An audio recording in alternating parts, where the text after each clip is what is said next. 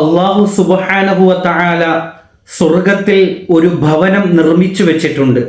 അതിൻ്റെ പേര് ദാറുൽ ഫറഹ് അഥവാ സന്തോഷത്തിൻ്റെ ആനന്ദത്തിൻ്റെ ഭവനം എന്നാണ്.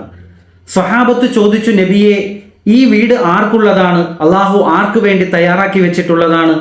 അള്ളാഹിൻ്റെ ഹബീബ് പറഞ്ഞു, യതീമീങ്ങളായ മക്കളെ സമാധാനിപ്പിക്കുകയും അവർക്ക് ഒരു നേരത്തെ ഭക്ഷണമെങ്കിലും നൽകിയവരായ, യതീമീങ്ങൾക്ക് സന്തോഷം നൽകിയവരായ ആളുകൾക്ക് നാളെ അള്ളാഹു സ്വർഗത്തിൽ തയ്യാറാക്കിയിട്ടുള്ള വീടാണ് ദാറുൽ ഫറഹ് എന്ന് അള്ളാഹിൻ്റെ ഹബീബ് പറയുകയുണ്ടായി. മാത്രമല്ല, തുടർന്ന് അവിടെ നിന്ന് പറഞ്ഞു, ആരെങ്കിലും ഒരു യതീമായ പൊന്നുമോന്റെ അല്ലെങ്കിൽ ഒരു മോളുടെ തലയിൽ ഒന്ന് തടവിയാൽ ആ കുട്ടിയുടെ തലയിൽ എത്രമാത്രം മുടികളുണ്ടോ ആ ഓരോ മുടിക്ക് പകരത്തിലും അള്ളാഹു അതിൻ്റെ പകരത്തിൽ അവന് നന്മകളെ രേഖപ്പെടുത്തി കൊടുക്കുമെന്ന് അള്ളാഹിൻ്റെ ഹബീബ് പഠിപ്പിച്ചു തരികയാണ്.